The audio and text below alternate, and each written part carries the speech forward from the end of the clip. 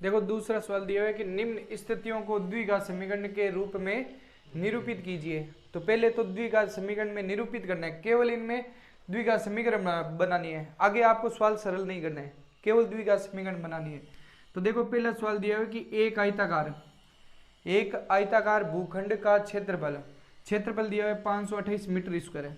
हमेशा ध्यान रखना क्षेत्रफल किस में आता है, बताओ, मीटर स्क्वायर में आएगा। क्षेत्रफल हमेशा किस में आएगा, मीटर स्क्वायर में। क्षेत्रफल आएगा तो क्या आएगा, मीटर है तो मीटर स्क्वायर में आएगा, सेंटीमीटर है तो सेंटीमीटर स्क्वायर में आएगा। अगर मान लो परिमाप पूछ ले या परिधि पूछ ले, बताओ परिमाप किस में आएगा, परिमाप या परिधि पूछते हैं तो मीटर, केवल क्या आएगा, मीटर में आएगा। और अगर आपको आयतन पूछते हैं ना तो मीटर क्या आएगा, क्यूब आएगा, मीटर क्या आएगा, क्यूब। अब क्षेत्रफल पूछते हैं तो स्क्वायर, और परिमाप या परिधि पूछते हैं तो मीटर, और आयतन पूछते हैं तो क्या आएगा, क्यूब। ये आपको ध्यान रखनी है, ठीक है।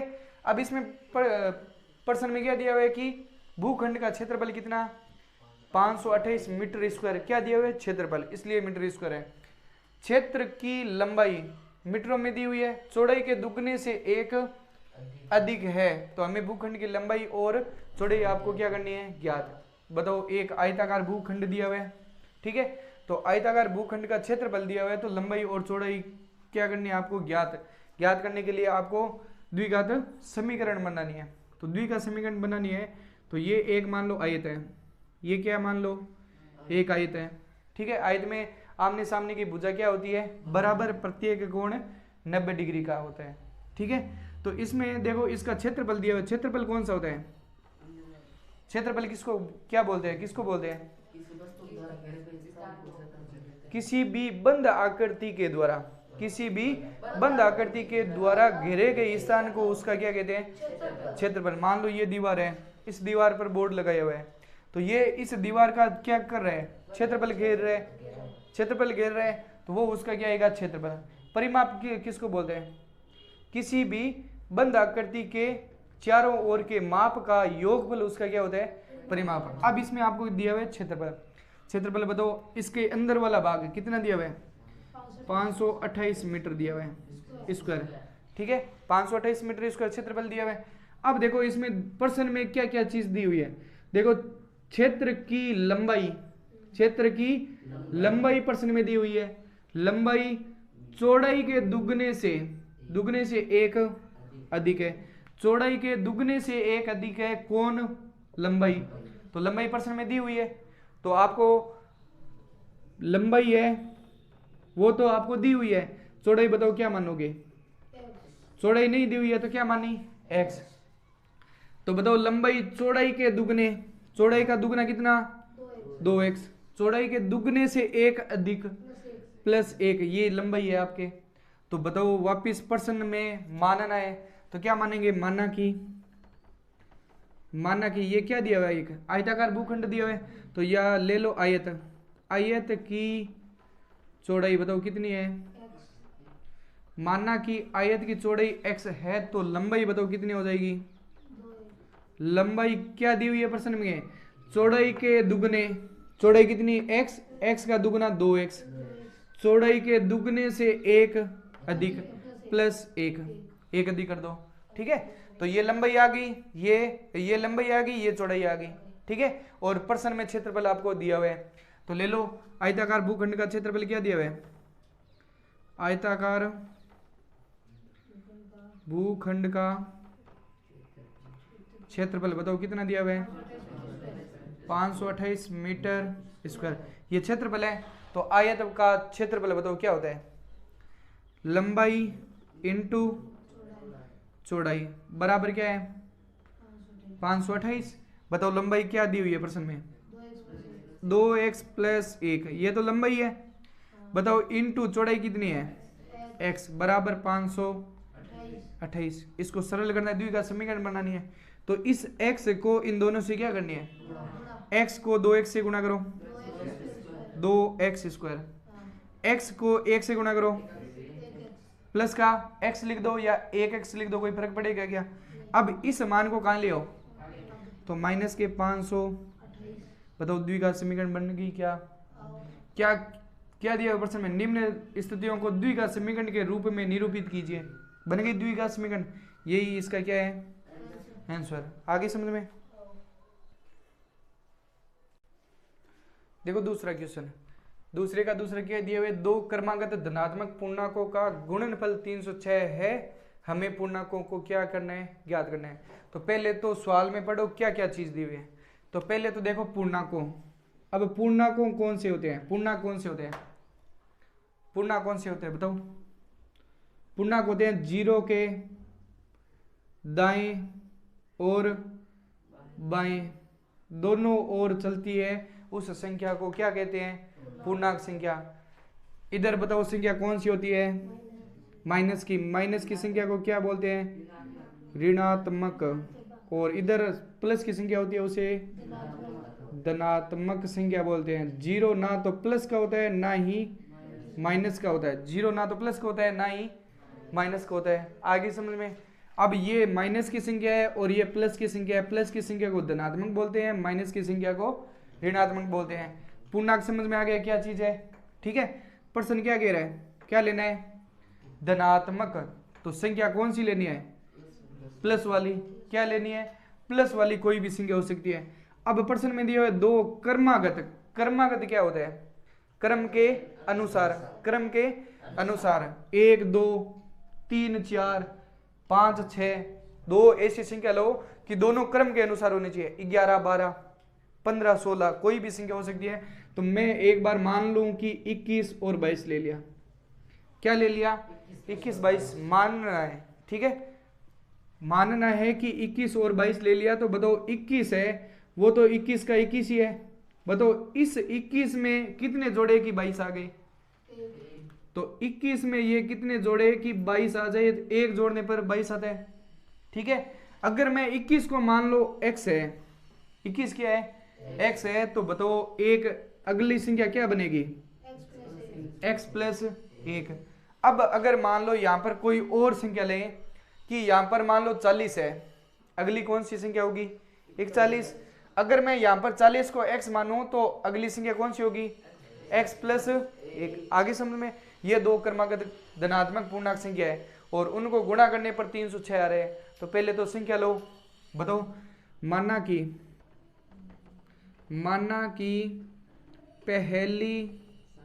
पहली कौन सी, पहली धनात्मक पूर्णांक संख्या, बताओ कौन सी लेंगे, पहली धनात्मक पूर्णांक संख्या क्या ले लो, x। बताओ दूसरी कौन सी हो जाएगी, दूसरी संख्या बताओ कौन सी होगी, दूसरी धनात्मक पूर्णांक संख्या बताओ कितनी हो जाएगी, x प्लस 1। आगे समझ में। पहली आ गई संख्या, दूसरी संख्या आ गई x प्लस 1। अब प्रश्न क्या कह रहा है, प्रश्नानुसार प्रश्न कह रहा है कि दो क्रमागत धनात्मक पूर्णांक का क्या करना है, गुणनफल। गुणनफल मतलब इन दोनों को क्या करनी है, गुणा। इस x को x प्लस 1 से क्या करनी है, गुणा। इन दोनों को गुणा करते हैं तो उत्तर कितने आते हैं। आगे समझ में। अब इसको सरल करो, इस x को x से गुणा की प्लस x को 1 से गुणा की x, इस संख्या को कहां लियो, तो माइनस के 300 बराबर ये इसका क्या बन गया, द्विघात समीकरण। द्विघात समीकरण नहीं बनानी थी, ठीक है। अब इसमें अगर मान लो ये सवाल आ गया तो ये करने हैं।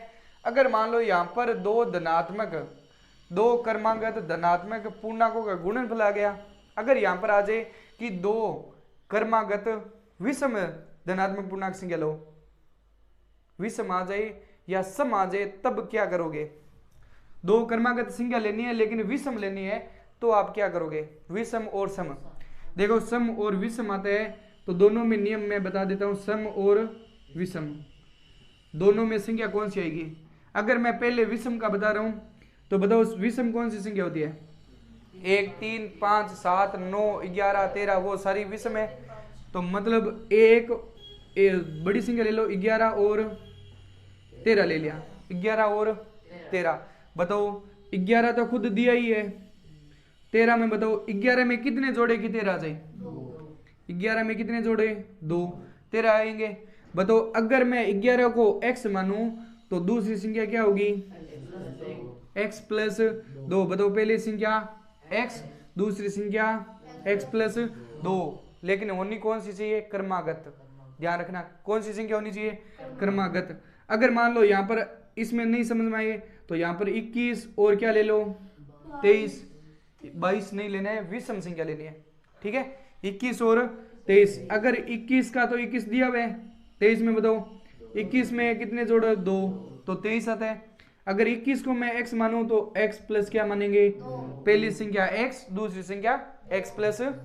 आगे समझ में, ये तो विषम में नियम है, ये किस में नियम है विषम संख्या में।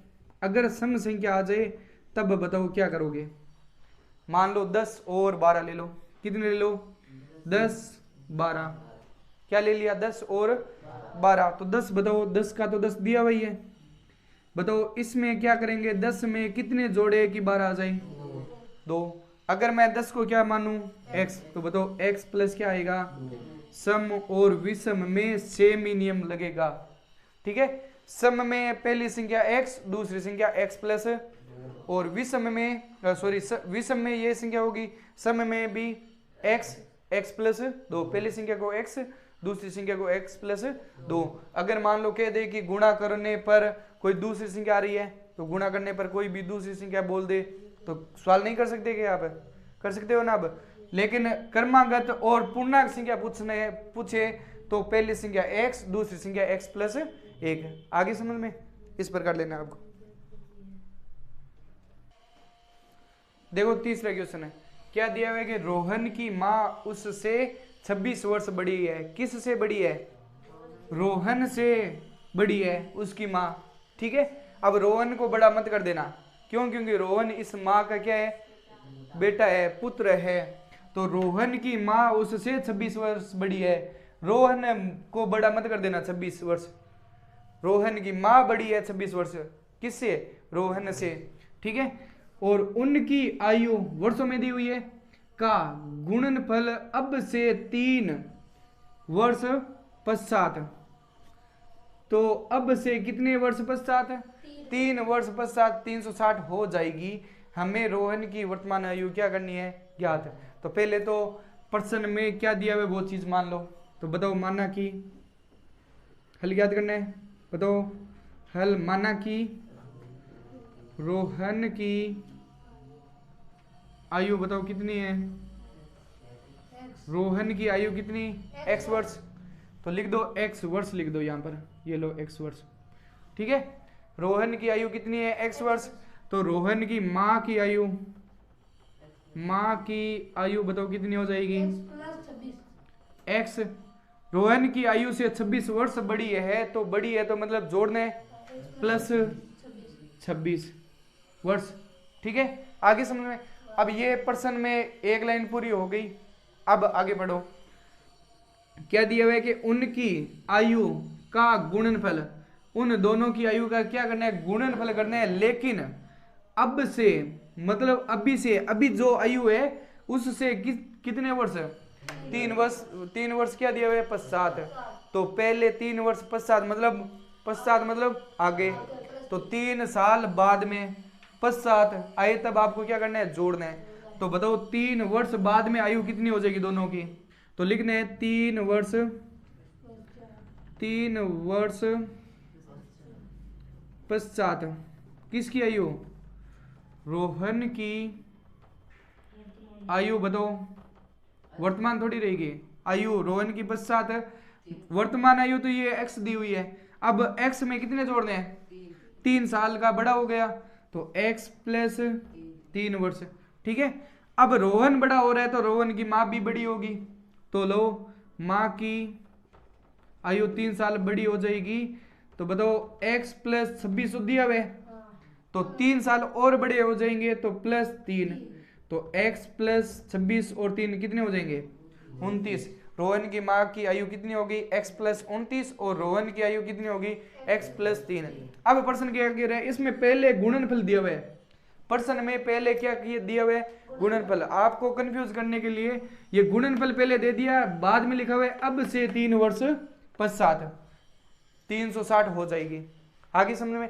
तो ये बाद में दिया है तो 3 वर्ष लिखना तो पड़ेगा आपको।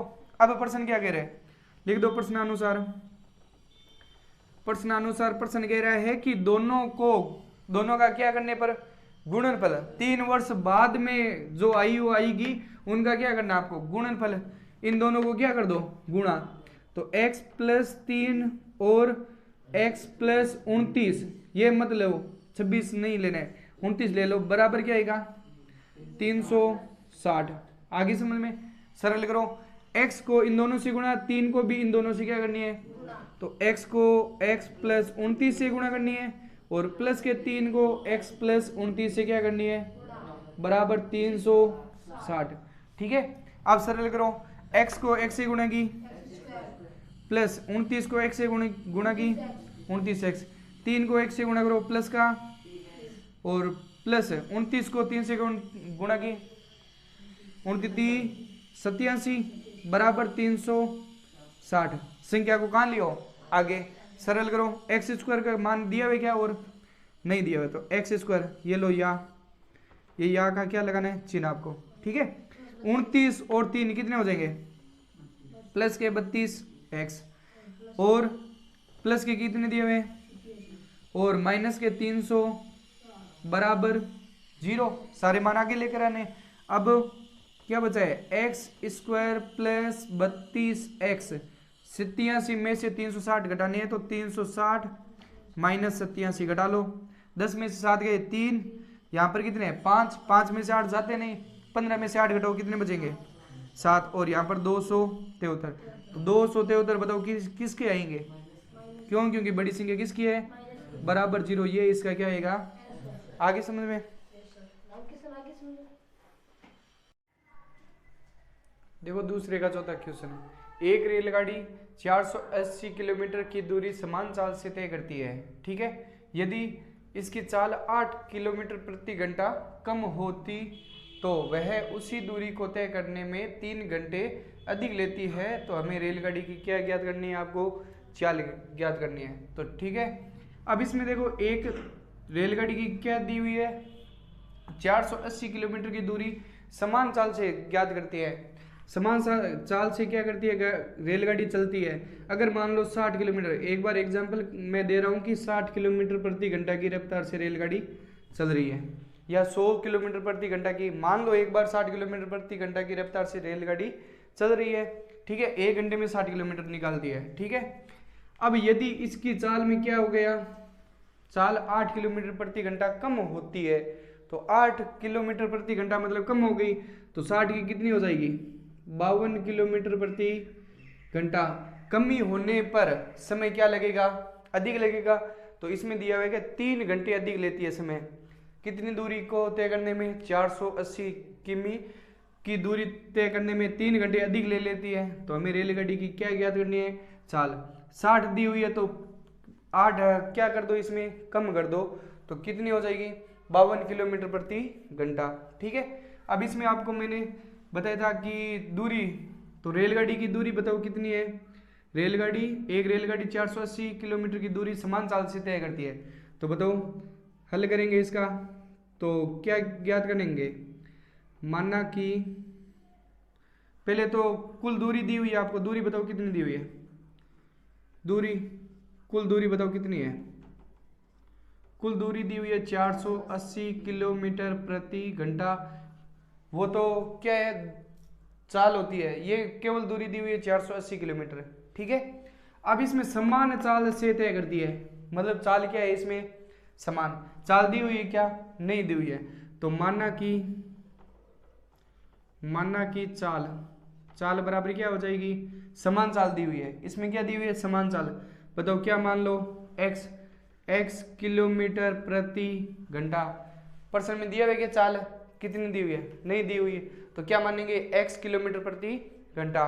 अब दूसरी चाल, 2 चाल कितनी दी हुई है आपके, 2, तो दूरी भी कितनी ले लो, 2 दूरी ले लो, तो बताओ कुल दूरी, इसमें भी दूरी बताओ कितनी है, कुल दूरी बताओ कितनी, 480 किलोमीटर, दूरी कितनी, 480 किलोमीटर है। ठीक है, अब इसमें देखो यदि इसकी चाल 8 किलोमीटर प्रति घंटा कम होती तो चाल कितनी है, 8 किलोमीटर प्रति घंटा कम हो रही है, तो बताओ चाल में कमी आएगी तो नई चाल आएगी। बताओ नई चाल कितनी आ जाएगी? अगर मान लो सीधी चल रही है तो चाल कितनी दी हुई है? x किलोमीटर प्रति घंटा। अगर मान लो यहाँ पर 60 है तो यहाँ पर बताओ कितनी आएगी? 52 किलोमीटर प्रति घंटा। अगर यहाँ पर 100 है तो यहाँ पर कितनी आएगी? 92 किलोमीटर प्रति घंटा। तो इसी प्रकार यहाँ पर x है तो 8 इसमें क्या कर दो? कम कर दो, तो क्या आएगी? x माइनस 8 किलोमीटर प्रति घंटा। ठीक है, अब ये दूरी आ गई दोनों की और ये चाल आ गई दोनों की। अब आपको क्या ज्ञात करना है? समय। तो समय बराबर क्या होता है? दूरी बटा चाल। समय बराबर क्या होता है? दूरी बटा चाल। बताओ दूरी कितनी? इसमें बताओ दूरी कितनी? 480 बटा समय कितना, चाल कितनी है? चाल दी हुई है x। ठीक है, अब इसमें बताओ, इसमें भी वापिस समय ज्ञात करना है। क्यों? क्योंकि यहाँ पर देखो वह उसी दूरी को, दूरी सेम ही है, उसी दूरी को तय करने में कितने घंटे? 3 घंटे अधिक लेती है। तो मतलब दोनों की दूरियों का अंतर कितना दिया हुआ है? 3 घंटे अधिक लेती है। तो इसमें भी वापिस समय ज्ञात करना है। समय दिया हुआ है 3 घंटे अधिक लेता है, तो दोनों में समय क्या करना पड़ेगा? चेंज करना पड़ेगा। समय बराबर क्या आ जाएगा? दूरी बटा चाल।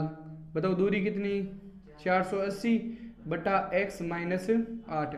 तो थोड़ा ध्यान रखना, अब इसमें छोटी संख्या कौन सी है, बड़ी संख्या कौन सी है, छोटा समय कौन सा है, बड़ा समय कौन सा है, तो ध्यान रखना इसमें। अब देखो कोई मान लो रेलगाड़ी है, ठीक है। अब रेलगाड़ी मान लो आपको किलोमीटर के हिसाब से बता दो। अगर मान लो ये रेलगाड़ी 60 किलोमीटर प्रति घंटा की रफ्तार से चल रही है, ठीक है। अब ये 60 किलोमीटर प्रति घंटा की रफ्तार से चल रही है, तो ये मान लो कितने घंटे में पहुंचेगी? मान लो एक बार कि मान लो ये 5 घंटे में पहुंचेगी। कितने घंटे में? 5 घंटे में कोई मान लो स्थान पर पहुंचेगी। अगर मान लो ये 60 किलोमीटर प्रति घंटा की रफ्तार से है और 5 घंटे में दूरी तय करेगी, मान लो कोई भी दूरी ले लो, वो 5 घंटे में तय करेगी। अगर मान लो इसमें क्या है, चाल में क्या होगी? कमी। कितनी कमी हुई? 8 की। तो यहाँ पर 60 है, तो यहाँ पर बताओ 52 किलोमीटर प्रति घंटा की रफ्तार से कोई गाड़ी चल रही है, तो बताओ यहाँ पर समय क्या लगेगा? कम लगेगा या ज्यादा लगेगा? ज्यादा लगेगा ना। समय यहाँ पर 5 घंटे ले रहे हैं, तो यहाँ पर मान लो 3 घंटा और बढ़ा दो, 5 में 3 जोड़े 8 घंटे लगेंगे। आगे समझ में। अब बताओ कि ये 60 किलोमीटर प्रति घंटा की रफ्तार से 5 घंटे में दूरी तय कर रही है। कोई भी मान लो दूरी जितनी दी हुई है, अगर ये 5 घंटे में तय कर रही है और ये 52 किलोमीटर प्रति घंटा की रफ्तार से कितने घंटे में दूरी तय कर रही है? 8 घंटे में। अब बताओ छोटा कौन? अब इसमें देखो समय ज्यादा किस में लग रहा है? इसमें ज्यादा लग रहा है, तो ये संख्या कहाँ लिखेंगे? पहले लिखेंगे। ये संख्या कहाँ लिखेंगे? बाद में। तो पहली संख्या में से दूसरी संख्या ये घटाएंगे, तब आपके कितने बच रहे हैं? 3 घंटे अधिक ले रही है, तो वो आपको मैंने केवल लिख कर बताया है कि ये अगर मान लो चाल हुए तो आपके घंटा इसमें कम लगेगा, इसमें क्या लगेगा? अधिक घंटे लगेंगे। तो अधिक घंटा समय ज्यादा लगेगा, वो कहाँ लिखेंगे? पहले। और समय कम लगता है, वो कहाँ लिखेंगे? बाद में। तो ये आपको लिखना नहीं है, केवल समझाने के लिए मैंने बताया है, ठीक है। ये लिखना नहीं है, ठीक है। अब प्रश्न क्या कह रहा है? प्रश्नानुसार प्रश्न कह रहा है कि यदि इसकी चाल 8 किलोमीटर प्रति घंटा कम होती तो वह उसी समय को उसी दूरी को तय करने में 3 घंटे अधिक लेता है। तो मतलब ये दूरी कब आई? रेलगाड़ी की चाल में क्या आई? कमी आई, तब आई तो ये दूरी। तो बताओ रेलगाड़ी की चाल में कमी आने के बाद में लगा समय। रेलगाड़ी की चाल में कमी आने के बाद में समय लगा, वो बताओ कितने? 8, ये 480 बटा x माइनस 8। अब उसमें से क्या घटाएंगे? बताओ कि चाल, इसमें समय बताओ कौन सा है? समान चाल से चल रही है रेलगाड़ी, तो लिख लो समान चाल से लगा समय, या रेलगाड़ी के द्वारा लगा समय। अब इसमें चाल क्या थी, समान। पहले जो थी मान लो x है तो x वाली लेनी है, बराबर बताओ कितने घंटे लगे अधिक, 3 घंटे अधिक ले, 3 घंटे अधिक ले, प्रश्न में दिए हुए 3 घंटे अधिक लेती है, ठीक है, तो 3 घंटे लिख दिया अधिक। अब बताओ इसको भी समय में चेंज किया हुआ है, यहाँ पर दिया हुआ है समय, और इसको भी समय में चेंज किया कर दिया, और घंटे ये भी किस में दिया हुआ है, सवाल समय में दिया हुआ है, तो लिख सकते हैं समय में। बताओ इसकी दूरी कितनी दी हुई है, 480 बटा x माइनस 8। अब ये आगे क्यों लिखना है, क्योंकि आपको मैंने बता दिया कि इसमें समय क्या लगता है ज्यादा, इसमें क्या लगता है कम। अगर मान लो ये संख्या पीछे लिख दी, ये संख्या आगे लिख दी, तो आपके समय क्या आएगा, माइनस में आने लग जाएगा। तो इसलिए मैंने ये चीज आपको पहले ही बता दी, ठीक है। ये माइनस का माइनस, समय समान चाल से लगा समय, बताओ कितना, 480 बटा x बराबर 3 घंटे, ठीक है। अब इन दोनों का आपको क्या लेने, बीच में जिन माइनस है तो क्या लेंगे, लघुत्तम। बताओ लघुत्तम लेंगे, लघु क्या आएगा, देखो अब इसमें संख्या नहीं है, ये चर और अचर पद दिया हुआ है, तो इन दोनों को क्या कर दो, आपस में गुणा कर दो। तो देखो x को इससे गुणा की, तो x को x माइनस 8 से क्या करनी है, गुणा। अब देखो गुणा कर कर वज्र गुणा कर दो, नहीं तो इस संख्या में इस संख्या का भाग दो, पीछे क्या बचा x, x को 480 से गुणा करो, 480 x, ठीक है, माइनस का माइनस। अब वज्र गुणा कर सकते हो, x को 480 से गुणा की 480 x, और x माइनस 8 को 480 से क्या करनी है, गुणा। तो यहाँ पर लिख लो कि 480 को x माइनस 8 से क्या करनी है, गुणा, बराबर क्या आएगा 3। अब इसको सरल करो आगे, तो सरल करेंगे क्या आएगा, यहाँ पर लिख लो क्या आएगा, 480x तो दिया हुआ है, ठीक है, तो लिख दो 480x माइनस, अब 480 को x से गुणा करो, क्या आएगा 480x, ठीक है। बाहर माइनस, अंदर चिन्ह चेंज, माइनस का क्या हो जाएगा प्लस, या माइनस को माइनस से गुणा करो, क्या आएगा प्लस। अब देखो 480 को 8 से क्या करनी है, गुणा, तो 8 को 0 से गुणा की 0, फिर 8 को 8 से गुणा की 64, 64 का 4 हासिल 6, 8 चौक 32 और 6 कितने होते हैं, 32 और 6 कितने 38, ठीक है। तो 3840 बट्टा क्या दिया हुआ है, यहाँ पर देखो x को 1 से गुणा करो, x स्क्वायर, माइनस x को 8 से गुणा करो 8x, बराबर में बताओ कितने दिया हुआ है 3।